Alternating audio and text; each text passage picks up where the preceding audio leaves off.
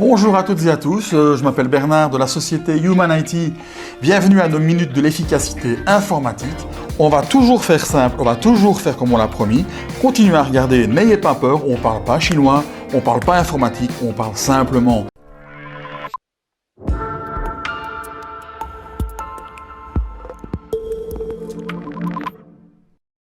Trois minutes de trucs et astuces, c'est parti, top chrono. Et aujourd'hui, on aborde avec Fred le sujet des équipements de sécurité de nouvelle génération. Fred, je t'écoute. Donc en fait, précédemment, la sécurité informatique était basée sur un ordinateur peut aller vers une adresse ou pas. Ouais. Ça s'arrêtait là. On a eu à un moment donné des plages horaires, mais grosso modo, c'était le PC a accès à Internet ou pas. Ce qui est évidemment un petit peu binaire comme approche. Et donc, tout ce qui est équipement nouvelle génération permettent de filtrer, d'avoir plus de granularité dans la gestion du trafic qui va quitter ou qui va rentrer dans le réseau informatique de l'entreprise.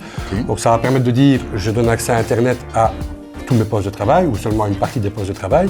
Mais ceux qui ont accès à Internet ne peuvent évidemment pas aller sur des sites pour adultes, des sites de téléchargement illégal, des sites de paris, voilà. Parce qu'il y a un point qui est très important, c'est qu'à partir du moment où il y a un trafic illégal qui se fait, c'est l'adresse IP de base qui va être prise en compte, à savoir celle de votre entreprise.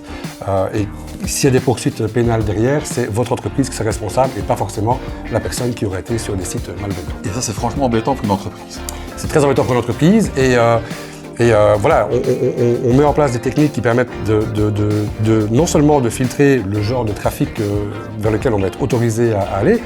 Il y a des sites tout à fait bienveillants qui peuvent à un moment donné subir des infections et qui pourraient ramener un peu de la crasse à l'intérieur du réseau.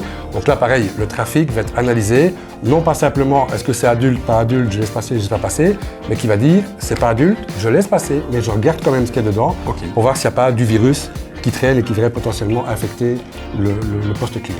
Et cet outil, c'est un outil physique ou un outil virtuel finalement? Il y a deux choses. Il y a d'un côté le firewall qui est un équipement physique en bordure du réseau de votre entreprise, qui va aussi filtrer, je n'en ai pas parlé, mais qui va aussi filtrer le trafic qui pourrait rentrer potentiellement dans votre entreprise et qui va m'en le dire. Je remarque qu'il y a un ordinateur qui est en train d'essayer quand même de frapper à toutes les portes pour voir s'il n'y a pas une qui serait mal fermée. Cet ordinateur-là sur Internet va être bloqué spontanément parce que le firewall va détecter une attaque potentielle.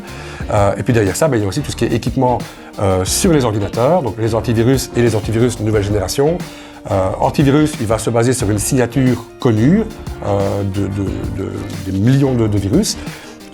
Et puis quand on va au-delà de ça, il va analyser le comportement du PC. Vous se dites, c'est bizarre, il se passe un truc.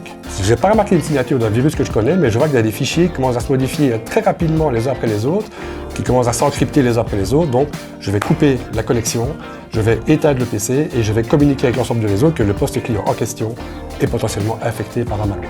Ok.